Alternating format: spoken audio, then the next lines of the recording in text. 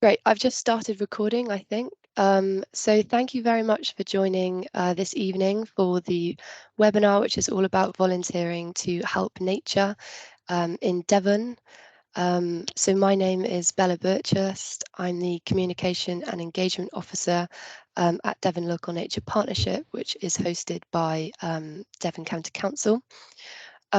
Just really quickly, because we've got quite a tight agenda, I need to do some housekeeping, so please keep yourselves muted, but feel free to use the chat function if you've got any questions.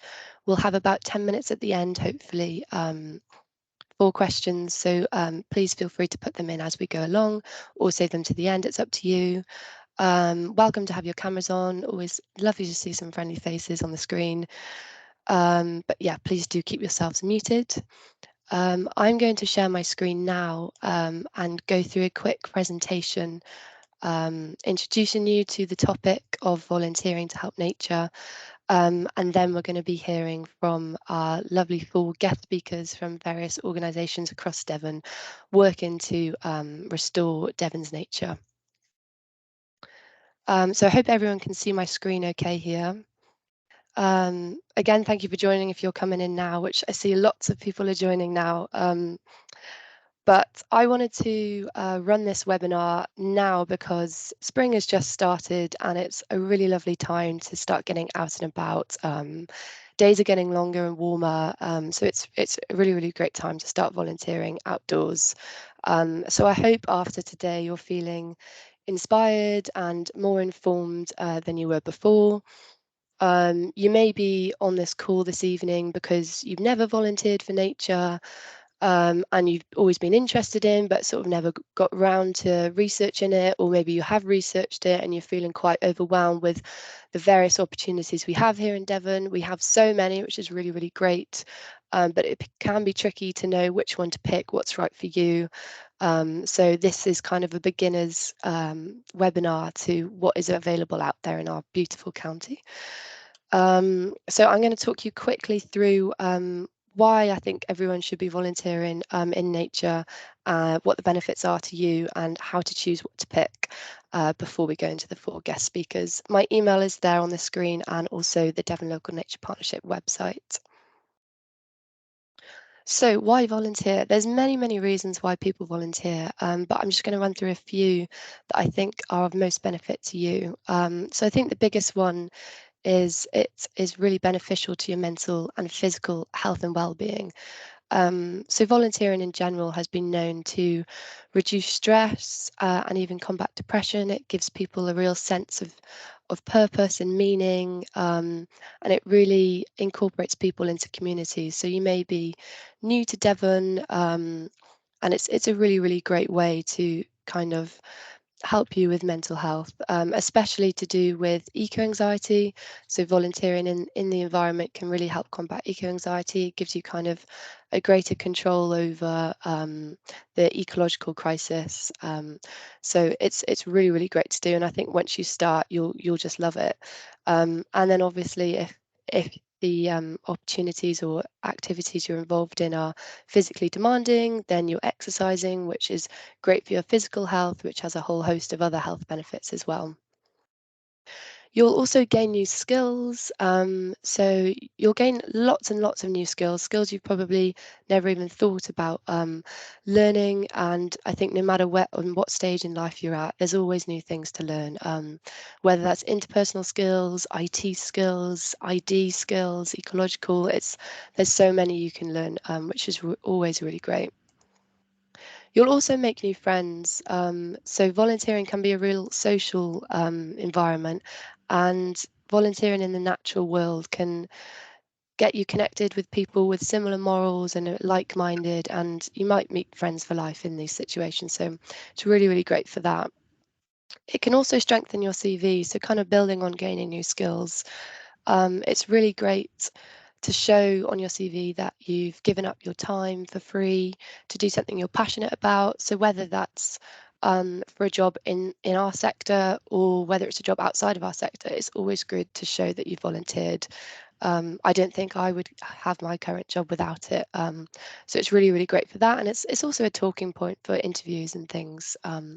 So if you're a career switcher as well, I really recommend it.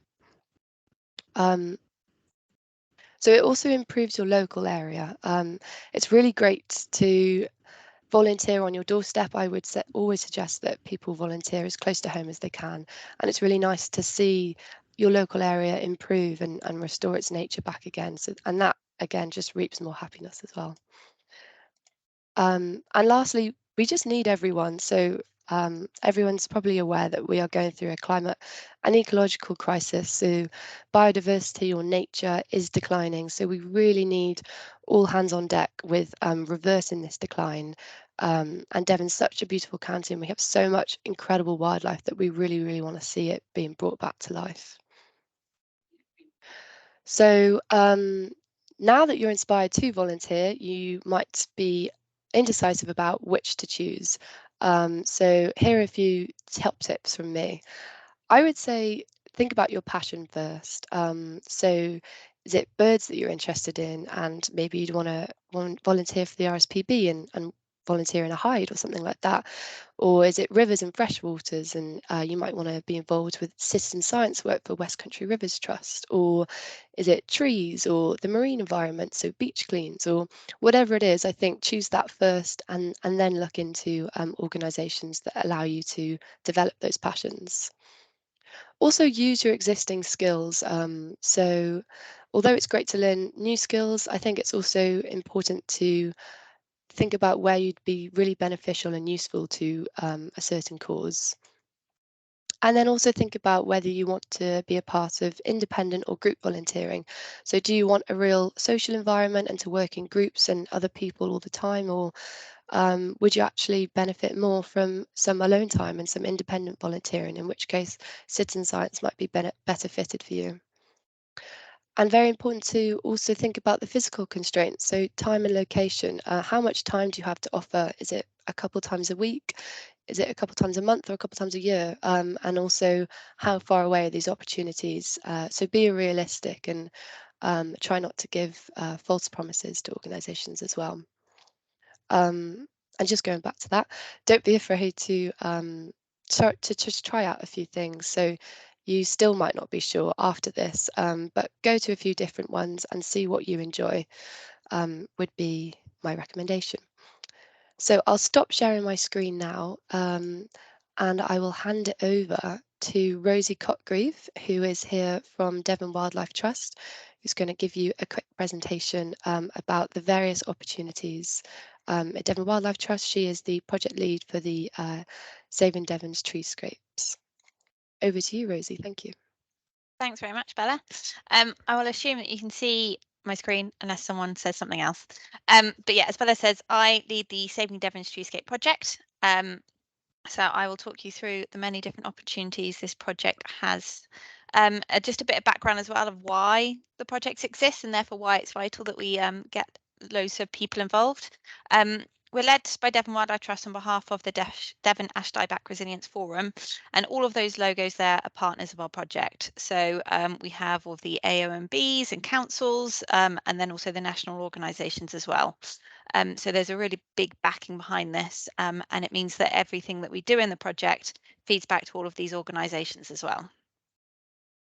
The project's come about due to the decline of Devon's treescapes in general, but there's a big focus on the moment about ash dieback, with about 90% of our ash trees due to die in the coming years. In Devon alone, we've got 1.9 million mature ash trees outside of woodlands. So they're kind of like the trees you see along the roadsides. So as you can imagine, with 90% of them due to die in the coming years, it's going to have a really big and devastating impact on our landscape. There's still a lot we don't know about it, which is where some of our volunteering comes in. But equally, there's a lot we can do about it now to ensure that we have diverse and resilient treescapes moving forward. I'm just going to talk you through a few of the opportunities. As you can imagine, with the Saving Devon's Treescape project, a lot of our volunteering opportunities involve planting trees. However, we're just coming to the end of planting season now, and so we're moving into our spring and summer activities. So I'm going to kind of focus on those 6 months coming up. We have just finished all of our tree planting activities now for the season.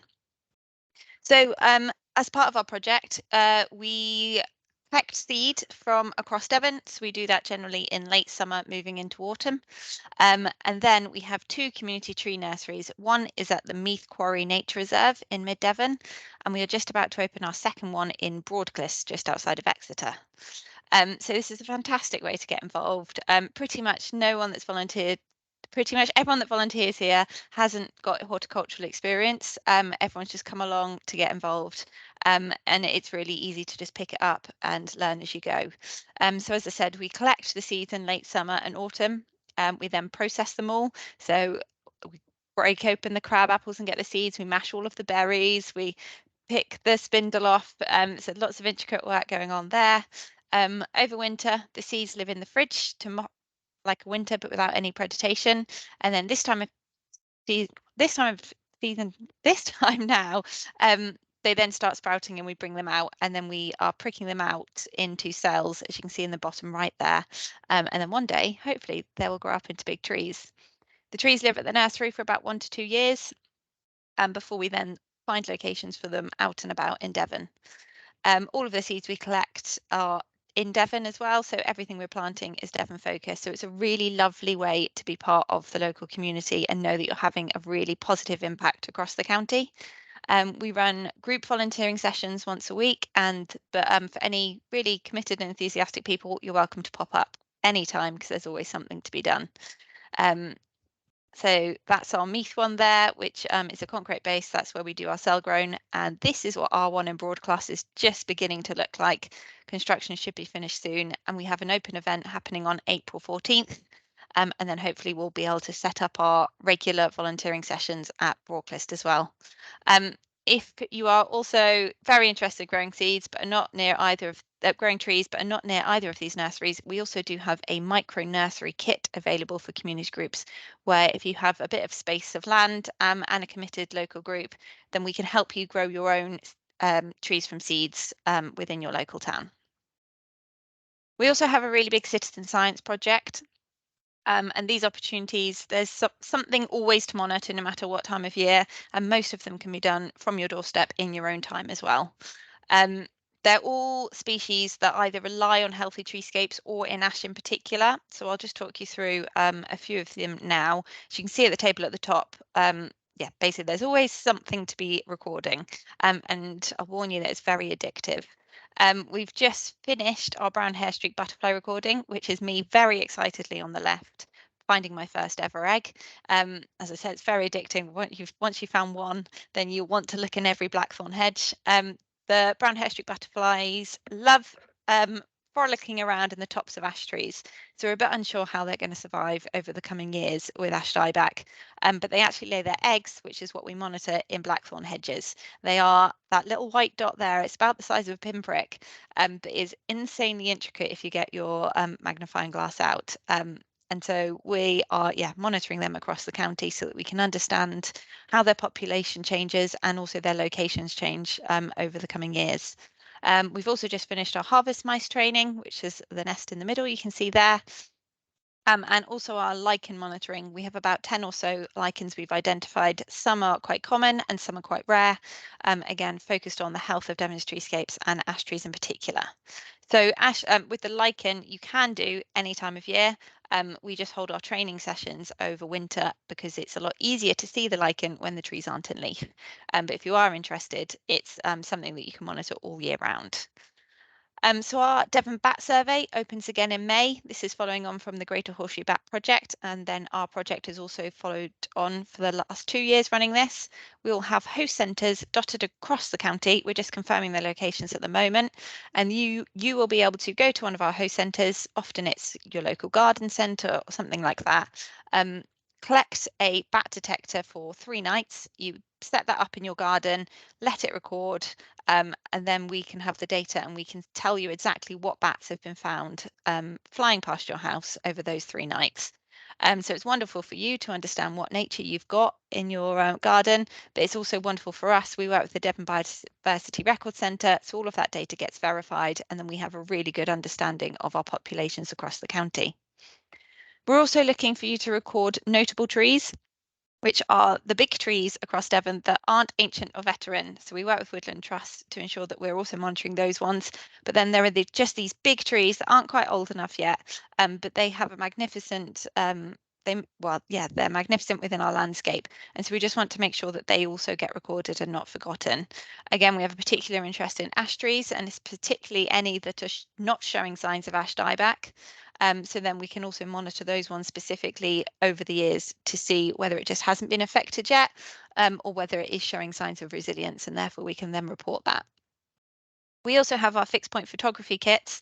This isn't something you can plan to do unless you know where they are, but whilst you're out and about walking in Devon, you might spot these little signs dotted about our footpaths. There's a little metal bracket there and instructions, but all you need to do is just pop your phone in, take a photo, send it to us, and then we get the exact same photo again and again and again, over years, hopefully, so we can understand the changing, how the landscape is changing. These are sometimes dotted, as you can see, that one's just a lovely Devon treescape. We have them sometimes focused on ash trees, so again we can monitor that dieback and how it's changing through the years. And some of them are also near our new tree plantings, so again we can watch those lovely trees grow up to hopefully be happy and healthy. So there's lots of ways you can get involved. So all of that monitoring happens on our web-based app, which the URL is at the top there, but it's very easy to use. You can see on the left-hand side, right-hand side there, that's just if you spot a notable tree, you can record it just using those boxes there, and you see the map at the top of everything that's been recorded so far. So it's very easy to use. That's also where we record our brown hair streak butterflies and our lichens as well. And finally, we're working with RSPB to support their cell bunting recording. These wonderful birds rely heavily on wonderful hedgerows, which luckily we do have a lot of in Devon, but we can always improve. They like their habitat to be a section of hedgerow, and they're really strong. They have a stronghold in Devon, so they're not something every county gets to experience. So it's wonderful that we do have these in so close to home. RSPB have 2 upcoming training days, and then you're able to select a square and then help them with their monitoring. Again, that can just be from your doorstep, so you don't have to travel far at all, and you can do it together. So there's one on April 22nd at Labrador Bay in Teignmouth, which I spelt wrong, apologies, and the 13th of May down in Salcombe. I went last year, and sadly I didn't actually get to see one, but my colleague did, who went to the other training session. But the people are very knowledgeable, and they'll give you all the information you need to get you started. And that's it from me. So thank you very much. Thanks so much, Rosie. That was really great. I also love still buntings. But without further ado, I'm going to introduce you now to Neil White, who's from Dartmoor National Park.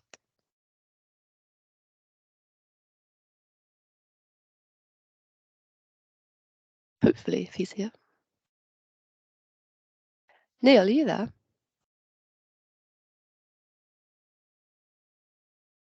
He might have popped out. So instead, I'm going to introduce you to Amelia Davis, if that's okay, who's from Wild East Devon. Hello, let me just get my screen up. Oh, Neil's back. Oh, Neil, are you happy to do your presentation now? Oh, I think he is. Great, thanks. Yeah, so Neil, oh, it went down. Oh, that's a shame. Okay, well, give it a go and hopefully you won't pop out. But yes, Neil White is from Dartmoor National Park. Bella, thank you very much. Good evening, everyone. Sorry about that. Little technical problem just as I was about to join. Always I hope happens. everybody's well. I hope everybody's well. Yes, so like everyone else, I'll just share my screen and then I'll get started. That's all right. So hopefully you can see that now. So a quick introduction. Dartmoor National Park Authority. I'm Neil, Head of Organisational Development, and the authority works to conserve and enhance Dartmoor as a vibrant working living landscape and community through working in partnership with local and national stakeholders, and we also support Dartmoor's businesses and communities. And my role is quite a broad role, but the best bit is definitely supporting volunteering on Dartmoor. I'm lucky enough to work with the other 14 UK national parks. They're fantastic people, and all the national parks offer fantastic opportunities. So if you've got friends or relatives who are visiting those parks, then get in touch with them, and while I've got you, I'll just plug National Parks Volunteering Day, which is on Saturday the 10th of June. All 15 UK national parks are doing a collective event then, and watch this space for what's going on Dartmoor, so you can get out in touch with nature on that particular day. So little diary date there. The authority's got a sort of long and proud history of working volunteers, voluntary wardens scheme for many years, and volunteers are essential to our work. They help support our staff and help us look after Dartmoor. So they're a key part of what we call Team Dartmoor. So that's great. We've had a difficult period with funding. You may have seen in the news, tough times in the public sector. So we're reviewing how we work and reviewing how we support our volunteers. And in terms of managing expectations, we haven't got loads of opportunities at this moment, but this year we're hoping to produce some more opportunities for people, and they're going to be really rewarding and exciting, and I'm going to mention some of those now. So let's just crack on. The type of opportunities you can get involved with: we've got our Hay to All Second Sundays, Miles Out Styles, which I'll tell you a bit about, our Dartmoor Invasives project, Junior and Youth Ranger program, and Look Wild, which is an exciting new project. So starting with our Hay to All Second Sundays. This is mainly a sort of practical focused group. It's a regular event. They meet on the second Sunday of every month. Really positive group. It's been really popular and successful, and it's actually got oversubscribed. So we had to pull it off our website. So just too many people wanted to come and join us, which was fabulous. But it's going to be back soon, and we're going to be getting this group up and running again. Well, it hasn't stopped, but we're going to start recruiting new volunteers to that group shortly. So get in touch if you'd like to get involved on those Hay to All Second Sundays. It's very informal, and as Bella said, it's a great way to meet people, great for people's well-being and so on. So that's our Hay to All Second Sundays. And one of the projects that they've been helping to deliver is our Miles Without Styles project, which is, it does what it says on the tin, really. It's about improving access for people with who've got less mobility and so on. We've been working with Dartmoor's WAGs. That's not the wives and girlfriends who go out with the footballers. It's the wheelchair access group, and they're equally fabulous. And you can see a couple of them there. They've been helping us with this project, and it's been really, really successful in improving access. And that part there is around Hay to All Quarry. The project also won an award, which we're very proud of, the Gordon Miller Award, and our ranger Bill on the left there, with some of our volunteers that have helped with that work. So that's been really fantastic. Another project I want to mention is our Dartmoor Invasives project. So this is a project in partnership between Dartmoor National Park Authority and South West Water, supervised by our specialist contractor Mervyn Newman and supported by our ecologist Richard Knott. The focus is on Himalayan balsam and American skunk cabbage in Lustley, South Brent and Princetown. And you can see from the slides how the volunteers have helped with this work. The figures for 2022, we had 91 days, 24 sites cleared, lots of good work. A couple of our trainees there have been helping with the project last year. That's been really good. Sorry, I'll just go back a slide just to say the good news is we're going to be recruiting for this project for 2023. Lots more work planned. So we're going to promote that to all of our registered volunteers and on social media and via our website. And if you're interested in this project, go onto our website and search for Tackling Invasive Plants, and you'll find out loads more information about the project. So that's really good. We also have our Dartmoor Junior Youth Ranger program. We're going to be recruiting soon to this. It's a program that provides an opportunity for young people to understand, appreciate and enjoy Dartmoor through an accessible program of activities, which can deepen their sort of knowledge and skills and lead to positive behaviour change. So you can see the type of things you get involved in, perhaps doing a talk if you want to, working with small groups, being a role model and so on. Get fully involved in those projects. The picture here is about one of our nights under the stars, so giving children an opportunity to spend an evening on Dartmoor and appreciate Dartmoor in a different way. And there's a couple of our trainees again who've been supporting the event, and you can see from the bullet points there the type of things you can get involved with. Again, a great way to see Dartmoor. Always plenty of hot drinks and cake available, so that's always good and a great way to meet people. So we'd be great to see people joining that project. Finally, I was just going to mention Look Wild.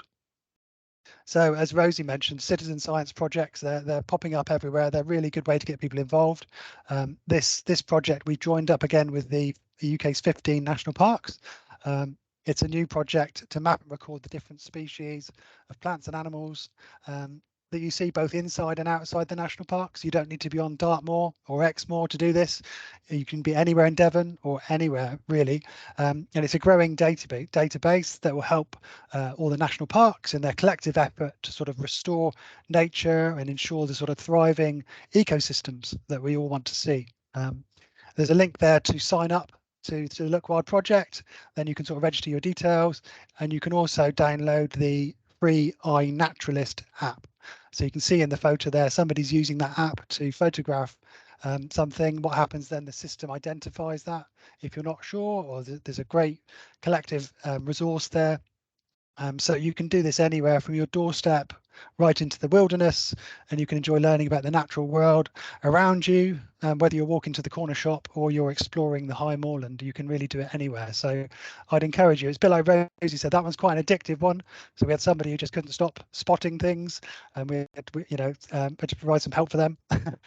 So it's really, really good project to get involved with. So that's Look Wild. Please get involved in that. And should you want to get in touch with us, the best way is to sign up to our newsletter. So you go onto our website, dartmoor.gov.uk, search for Keep in Touch, and then you can put in your details and you get regular updates. Or alternatively, you can email us at volunteering@dartmoor.gov.uk. We'd love to hear from you, and if we can help, we will. We're not the only organisation on Dartmoor that does volunteering. There are many that do that, and you might be hearing from one in a moment. So you can, we've got a list of on our website of other opportunities that you can go to, and other organisations you can approach. So I would encourage anybody listening tonight to join up with one of these organisations, give something a go. I'm sure you'll find it really rewarding. And thanks for your time. Thanks so much, Neil. That's really, really great. You guys have so much going on in Dartmoor National Park. That's amazing. Just to say also to everyone listening, I will be sending around everyone's presentations afterwards, so you should get all the links as well. Now I'm going to introduce you to Amelia Davis, who's here from Wild East Devon. Hello, let me just get up my presentation to share with you.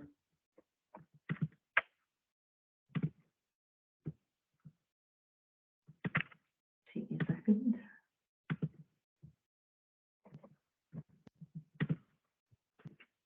Can you all see that? Yeah, we can see it. Thanks.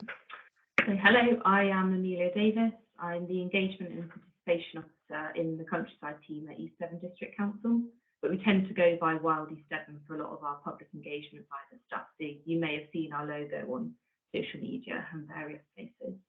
So I think when you think of council, you don't always think of conservation volunteering. It's not the first thing that would have popped to my mind. You tend to think of RSPB, Wildlife Trust, more of the NGOs, but often those little patches of nature on your doorstep are owned or managed by the council. So it's really worthwhile looking into areas close to home that you can access on foot.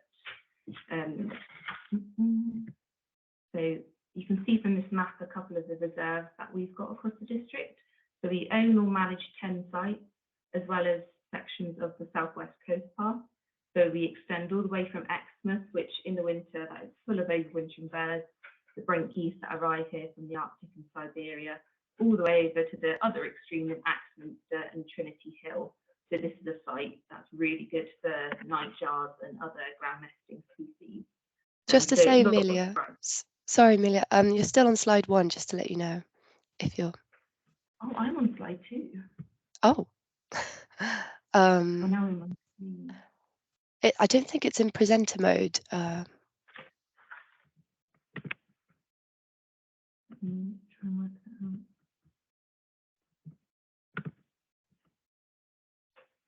They're such great slides, it'd be a shame not to see them. Are we on the second one now? You've stopped sharing now. Oh no, sorry. No, that's okay. I can share my screen if you prefer with your slides. Yeah, can we share yours, please? And then Yeah. I'll just tell you when to do next. Of course, Yeah. Gonna have to give me 1 minute. There's always got to be one technical difficulty. Yeah, always.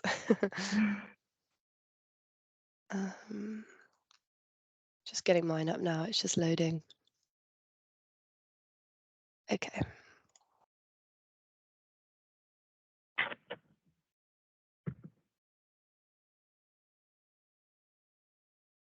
I'll go on to slide 2. Can you see that? Yeah, Great. I can see that. Hopefully everyone else can now. So you probably couldn't have seen when I was talking just then, but the number 1, the black area in the butterfly, that's Exmouth, all the way over to Axminster on the far side of the district, and all the nature reserves in between.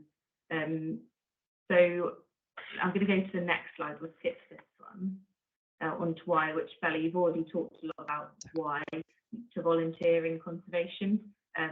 And they're exactly the same reasons that I've come up with as well. But what I really love about our work is that there is something for everyone. So we've got the practical side of stuff, which is quite full on and can be quite taxing on your body, to visitor centre as well. So a lot of our work is aimed at all people. We have people winding down from their careers that suddenly have more time on their hands and looking for something to fill it with, to students in college doing their work placement. And it's such a good way to start. It's how I started volunteering at 16 at Dawlish Warren, and now I have a career in conservation. One of our assistant rangers started out as one of our volunteers as well. So I can't vouch enough, I can't vouch enough for actually volunteering before you start your conservation or as a way in. So skip this slide, please. So we've got a variety of different roles across all of our nature reserves. So on the previous slide, you would have seen a really nice hurdle, which was made by our volunteers, and that is using materials from the site to build a hurdle to fence off a pond. So that's the practical side of stuff, and we do that on our Tuesday as well. So Tuesday Task Force is based around Seaton Wetlands, which is a site that if you're local to the area, you can walk up to, or you can cycle up to like a lot of our volunteers do. And this is run by our ranger, Dave, who's been working for the council for many, many years and has a lot of advice and skills to pass with. And so this runs every Tuesday, 9:30 until 1 p.m. And what's lovely about working on the same site all year round is that you get to see the change and the seasonal change and the different activities that take place at different times of year. So more of the low-key kind of volunteering roles is wildlife wardening. So you can go to Seaton Wetlands, pick a slot online. We have all of our rotas set up on this system called 3 Rings. So it's where you can go to communicate with other volunteers if you have a catch up in the day and you want to share information, or to find out more about the shift that day and to book on and see who you're going to be volunteering with. And it helps us keep track of you all, and I can communicate with everyone at one time. So it's really useful. So you'll book onto a shift and walk around Seaton Wetlands and acting as that on-site information essentially. So you are the welcome when people turn up on site. You can tell them about what rare bird we've seen around at the moment, or feedback to us about any issues that they may have come across. Bird hide caretaker is another really relaxed role. It's very hands-off and you can give it as much as you want really. So if you don't have all the time in the world, you can just come every couple of weeks, check on the bird hide, give it little litter picks, spend some time there, chat to the public about what you can see. And then the role that we're really recruiting for at the moment is in our discovery hut. Unfortunately, I don't have any photos because we're in the middle of doing this one up, but it's our visitor information at the wetlands again. So you go into the hut and we've got a nice little like a touch table where you can have a little look at the skulls. We've got harvest mice in there, and we have a cam set up on a kestrel nest, which they've just started mating and displaying to each other. So hopefully soon we'll have eggs in the nest box. And that is a really lovely thing for the public to come and see as the eggs hatch and the chicks all fledge from the nest. Thursday conservation volunteers, that was the hurdle making. So they cover the rest of the site. So the Tuesday is predominantly at Seaton Wetlands. Thursday is slightly longer day, it's 10 until 3 p.m. And you can be making bird boxes, path maintenance, invasive species control and removal, and you get to travel to lots of different reserves as well. So if there's one on your doorstep that you want to start working on, you can come along to just those sessions. Surveying is a group that we call on less frequently, but we know that we've got a group that we can call on for things like harvest mouse surveying. We've got a bio blitz coming up as well, so we've got a group of really keen, enthusiastic surveyors that will just get to come along to those. And the same with events. We'll have plant sales taking place throughout the year, and we need people to help grow because I'm not the best botanist. So we need things to sell to get some more income to continue doing the work across our nature reserve. Same with photography. I'm not an expert photographer, but I always need a photo of a bird, and I personally find them very difficult to take photos of because they move. So having groups of people that are out on site, as it is anyway, and really skilled and talented, I ask them to send photos in. And that's what's so good about volunteering, is there's a lot of people out there with a wealth of knowledge and skills that we can't have within our team because they're so limited, that it's great to call on that and use that as well. Wild Honiton is our new project, so that will be launching on the 1st of May, and we're hoping to make that a bit more accessible for other people. So families, a lot of families aren't able to volunteer on a Tuesday or a Thursday, people at work or in school. So that will be one more for the family audience. And if there's any other roles that people know about or they want to do across our different sites, we're always open to more. So surveying work, if you wanted to, you've got the skills to do the surveying, just speak to me, let me know, and we can arrange something, because volunteers are invaluable. I had a little look before this at the amount of volunteer hours that have been given to us in the last year, and it's around 5,000, which is extraordinary amount of hours. So thank you very much to all of our volunteers. And yeah, if you're interested, on the next slide, there is my contact information. So just email the Wild at East Devon, and I can give you any more information or sign you up, because we're always looking for new volunteers. And apologies if you couldn't hear me there. It seems like there might have been an issue. Hopefully most of you could. Yeah, I could hear you. Yeah, it was great. Thank you so much, Amelia. That's really great. Just because we're really tight on time, I'll go straight into the next presentation. So we've got Paul Frost from Chagford Conservation Group up next. Paul, over to you. You're just muted, Paul. But let me know if you'd like me to share my screen. If you could do the slide for me, that would be excellent. Give me 2 seconds.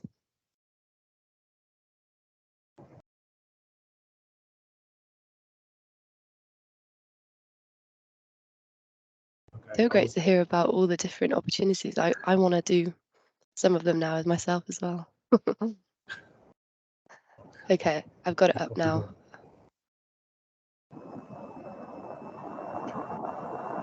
Okay, so I'm Paul Frost, and I'm the chair of the Chagford Conservation Group. This evening, what I'd like to talk to you about is a bit of background, who we are, then covering what sort of projects we do, the type of projects we get involved with, and then finally, if you are interested after this presentation, how to get in contact with us.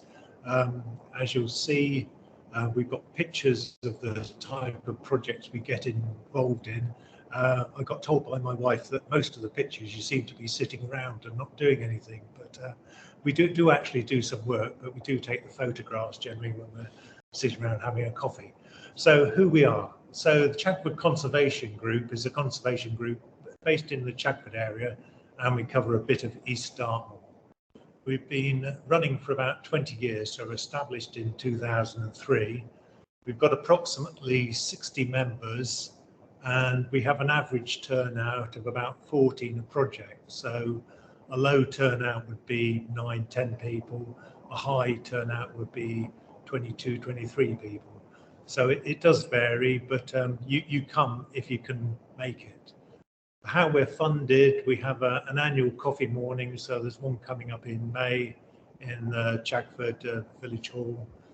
So there we provide coffee and we talk about projects we do to try and raise some money. We get money from our Chagford Parish Council, and we get a grant from the Dartmoor National Park.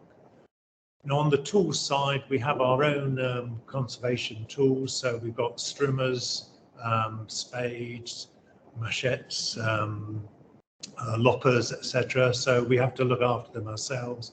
All we ask you to do is bring suitable clothing. We are working in Dartmoor, it can rain occasionally, and ask you now to bring your own gloves with you.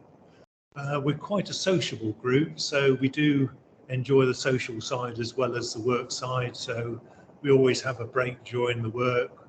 We always finish up at the Globe pub in Chagford to talk about what we do. When we have a dinner during the year, so a summer dinner, a barbecue sometime, and then we have Christmas drink. So we do like the social side as well as the work side. But let's talk about some of the projects we do. So the type of projects we get involved with, we've got local projects. So these are ones in the Chagford area. So there's leak clearing. So leaks are the water supply system that we had before we had mains water, etc., going around, and leaks need clearing. They get full of grit and growth in them, so we spend at least 2 sessions a year going round in our wellies and clearing out the leaks and making sure they're flowing well. We help with the churchyard grass clear up.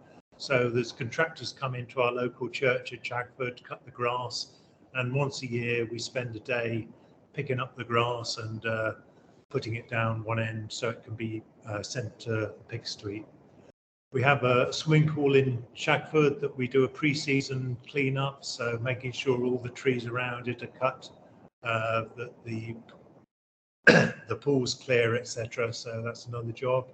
We've got McNamara seats. So McNamara was a doctor who enjoyed Chagford so much he gave us 21 metal seats around the country around here, and every 2 years we go around, clear them up and paint them. Padley Common's a local common that we go around and help clear up, and then there's town clear ups. So we do 2 of these, one in Easter just before the Easter break and one just before Christmas, so clearing up the leaves, etc. So those are local projects. We also help our Dartmoor National Park. So we have our local ranger, Pete Rich, and we get involved in some interesting jobs up there. So there's footpath work. There was a previous slide showing us working on putting mesh down to stop you slipping on the boardwalk on one area. We do hedge laying and wall repair. So hedge laying, really enjoy that. So that's cutting down the growth and making a strong hedge. Now the picture on the right shows some of our Dartmoor stone rows.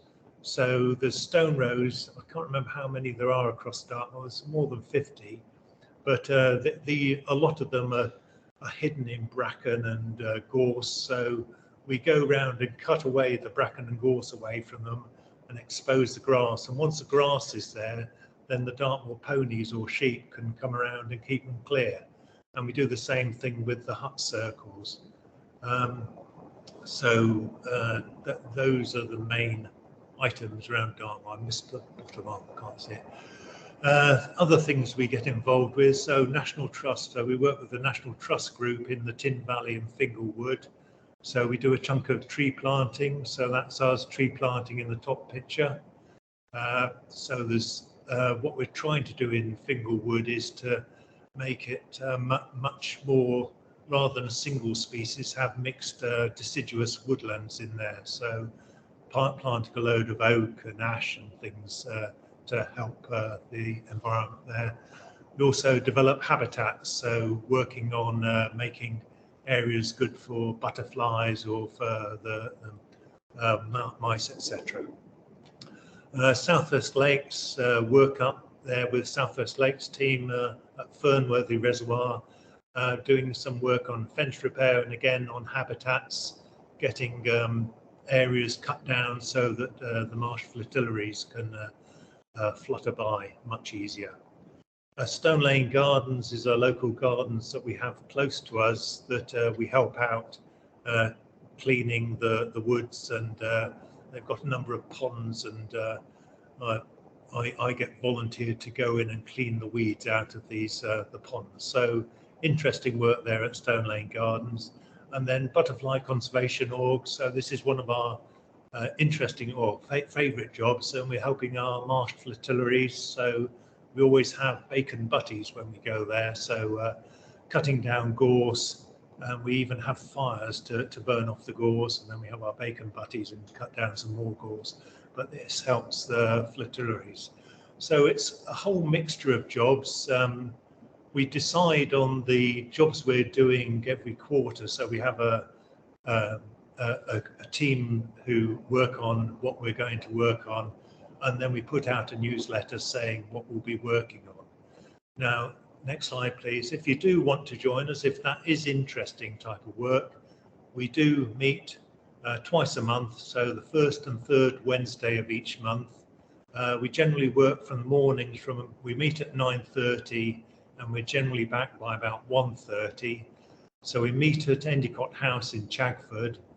Round the back of Endicott House is where we store our tools.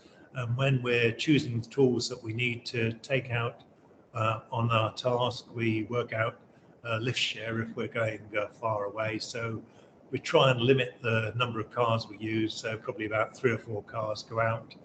And when we come back, we always need to have a debrief, and we go to the Globe, which is our local pub, to check if everybody's happy with what we've done and what else we could do in future. So that's the type of work we do. That's when we do it. If you are interested, you can contact myself, and the best way to contact me is via email. So paulhfrost@gmail.com. So an interesting group, quite a sociable group. If you are interested in nature, trying to help the local area around Chagford, then we're more than welcome to come and join us.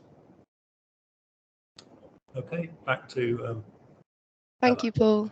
Thanks very much. That's really interesting. It sounds like you guys have some really nice events that you run, and it sounds really social. So maybe I'll even join myself.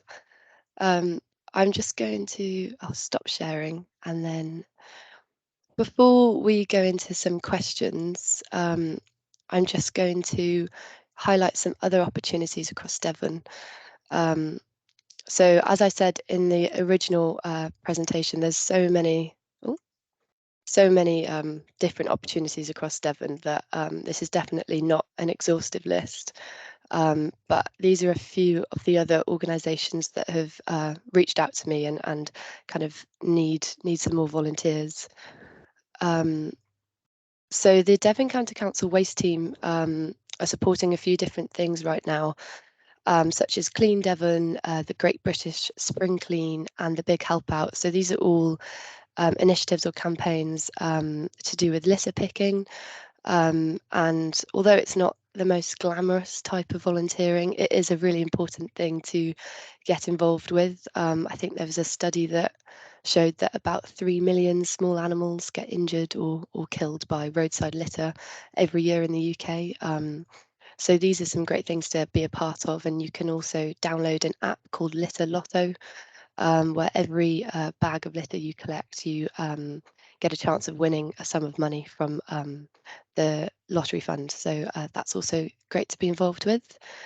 The West Country Rivers Trust have a really big citizen science project that you can be involved with, something you can do in your own time. They have lots of different aims of this citizen science project, including spotting pollution events early and generally monitoring the health of local rivers and freshwater systems.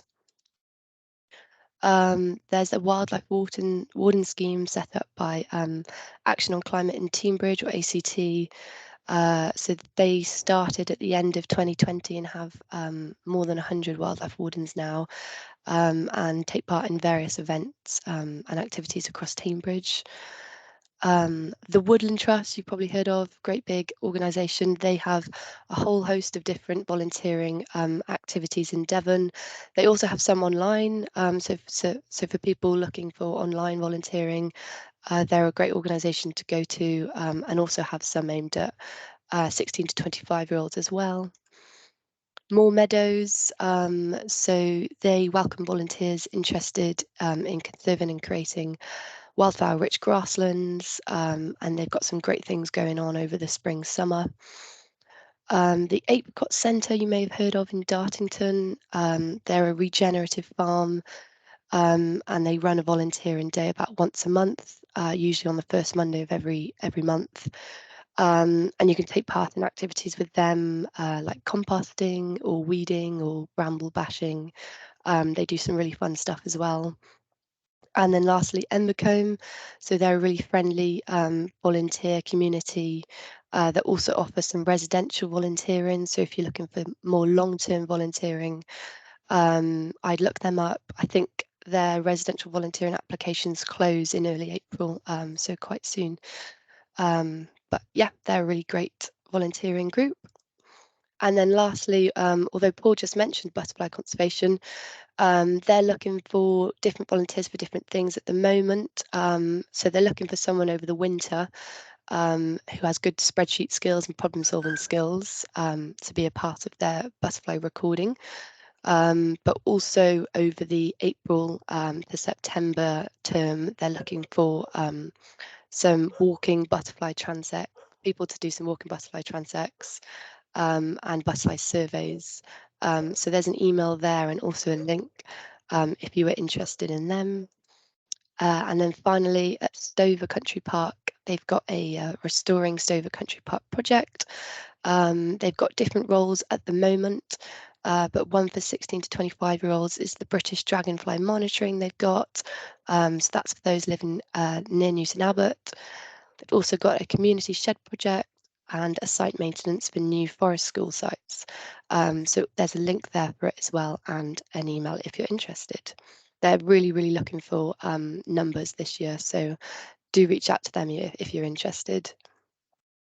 So those are all the organisations I had in mind to highlight. So thank you very, very much for listening. And now if you've got any questions, we'd love to try and answer some of them. So please feel free to put them in the chat. I've not looked at the chat yet, so I don't know if anyone has. Or if you would like to ask your question and unmute yourself, then please you can raise your hand using the raise function and I can choose you to answer some questions. But thank you very much to Rosie and Neil and Amelia and Paul. That was really, really great. And hopefully we'll get more people on board with some of these organisations.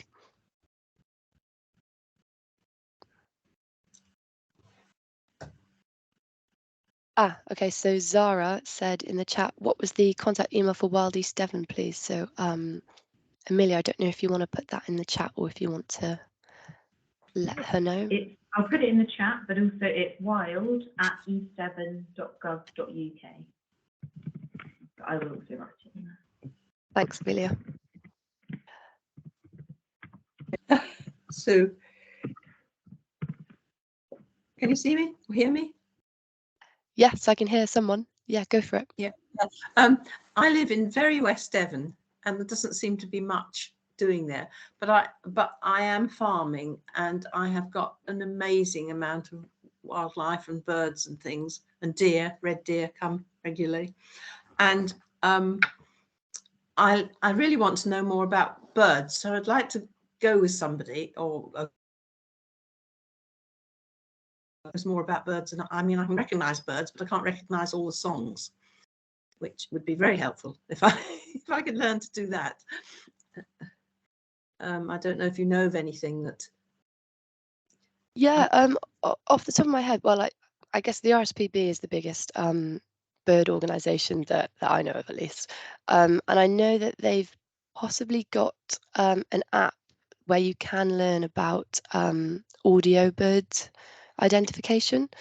So that's possibly something to look up. But an app on my phone.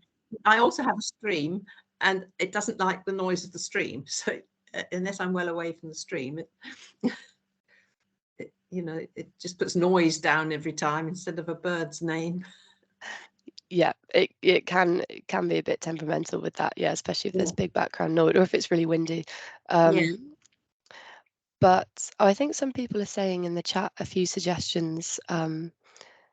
Yeah, I don't know of any more off the top of my head. I don't know if anyone else does, then feel free. Anyone's welcome to come to my farm and have a look round with me, and if they want to. I've got more time now because I've had to give up my flock of sheep, so I now have other people's sheep on the farm. I had to get rid of the cattle too.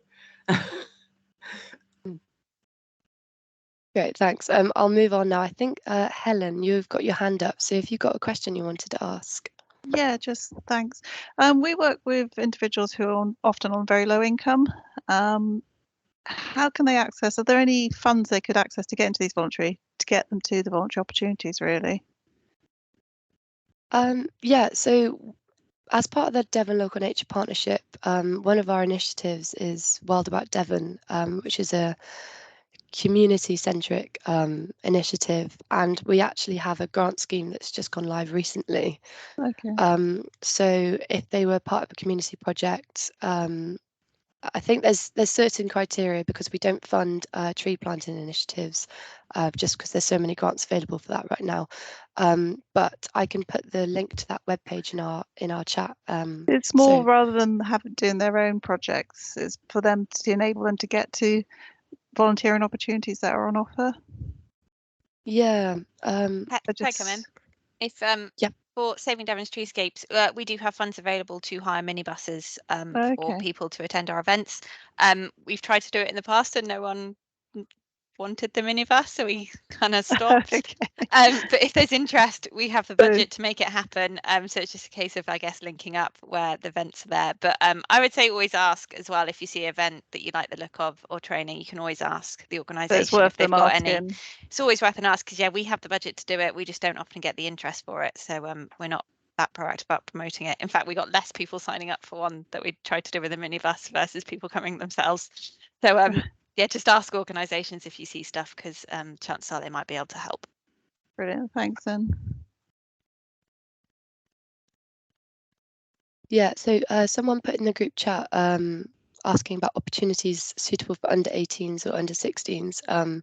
So I know, Amelia, you've replied in the chat, which is great. But I wondered, Neil, were any of your junior opportunities for under 16s, or is that aimed at above 18? Yeah, thanks, Bella. Thanks for the question. Isabella, I think it was. Yeah, our junior youth ranger programs, they run from sort of 12 to 18. So we've got our junior ranger group and then our youth ranger group. So yeah, by all means, get in touch with the authority about whether you can get involved. We've had some fantastic stories coming out of those groups. One of the quotes that's off, which featured on Countryfile recently, I don't know if you heard it, but it was a young man who'd attended the youth ranger program, and he said that when he's at home, all of his problems bounce off the walls, but when he's on Dartmoor, they fly away, which was really powerful. So yeah, please get in touch if you're interested in the junior or youth ranger programs. That's great. Thank you, Neil. Does anyone have any more questions, or do any of the speakers want to signpost any more?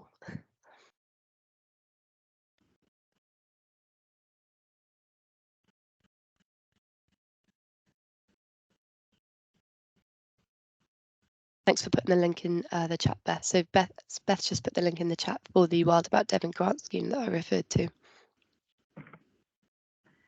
I've just seen Miriam's message about Honiton Green Corridor, and if she would like to email me, that might be something we can look into doing. Great, thanks, Amelia. Yeah, I've just seen her message. Yeah.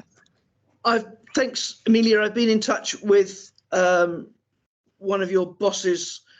Sorry, he's interested in helping with Swift boxes, but I could do with some help with some volunteering just to get me started on my King's House, which is part of my Green Corridor project.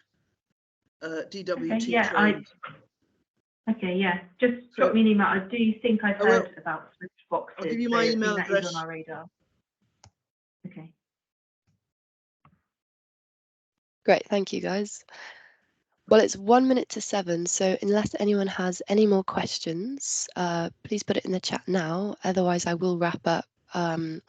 And just to reiterate, I will email everyone the recording of this webinar along with my presentation and all 4 of the speakers' presentations. So just to say thank you so much for coming along this evening. I really do hope you feel more inspired and more in the know with who to reach out to and when things are happening.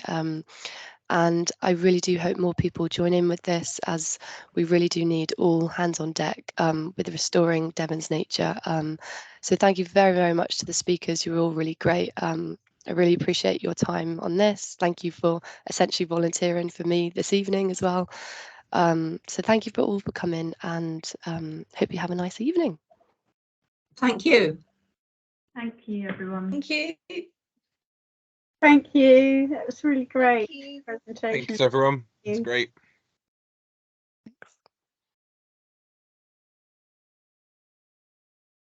I'll stop the recording now.